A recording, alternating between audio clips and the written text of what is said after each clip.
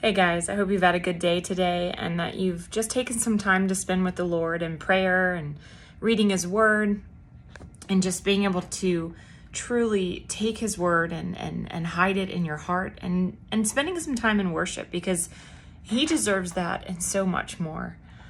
Tonight, the daily reading was 2 Chronicles chapters 13 through 15. And chapters 14 through 15, we see some intriguing information about King Asa and what happened during his rule. So one of the things that you see here is the benefits of committing to God.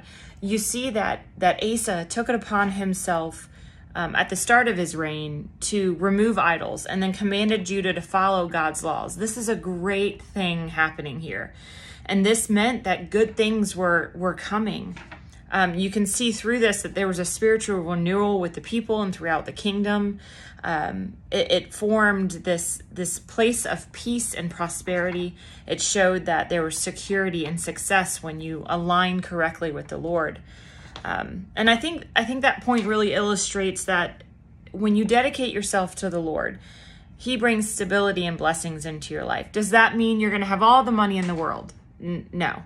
Does that mean that everything you touch will turn to gold? No.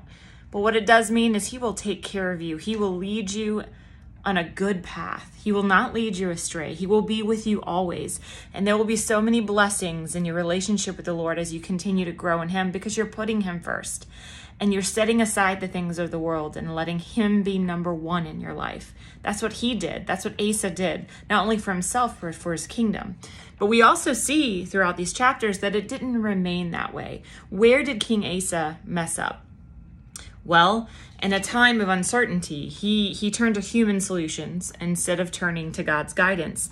And you see that he did this specifically when there was a threat from Israel. He relied on the political alliance instead of turning to the Lord for guidance.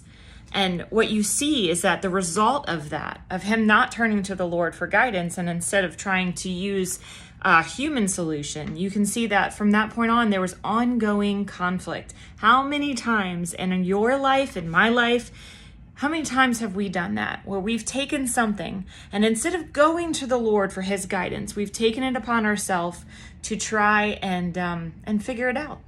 And we think, oh yeah, I could do this. I've got this. But when we don't go to the Lord for guidance and we try to take things into our own hands, into our own control, things will fall apart and we will have an ongoing conflict until we humble ourselves before the Lord and say, you know what, God, I want your way. I don't want mine. God knows what He's doing. He knows things that we will never truly comprehend. He knows what's to come. He knows the heart of people and what's going on even in their minds and in their plans. He knows exactly the right way for you to go. All we have to do is turn to Him, to seek His guidance, to put away the foolish things of the world and instead focus our hearts on Him, on loving Him, on knowing Him, and on showing who He is to other people.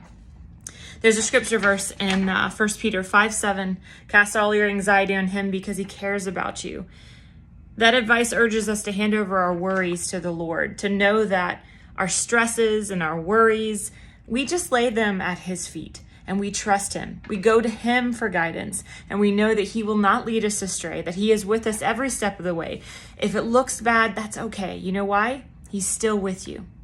It doesn't mean in this world that if we serve Jesus, if we serve the Lord, if we surrender to Him, that everything will go perfectly and that no hardships will come away. What it does mean is we will never be alone. He will always be with us. There is always something beautiful in knowing who He is, even through those storms. I, for one, never want to take away the hardships I've faced. It's brought me closer to Him. It's made me appreciate Him more. And it's also made me realize that I'm human and I'm faulty and I'm weak. But with Christ, with the Lord, there's strength, there's peace, there's comfort. I hope that encourages you today and reminds you, don't go to human solutions. Don't try to figure it out on your own. Lay it at the feet of the Lord and allow Him to guide you. He will not lead you astray. I love you guys.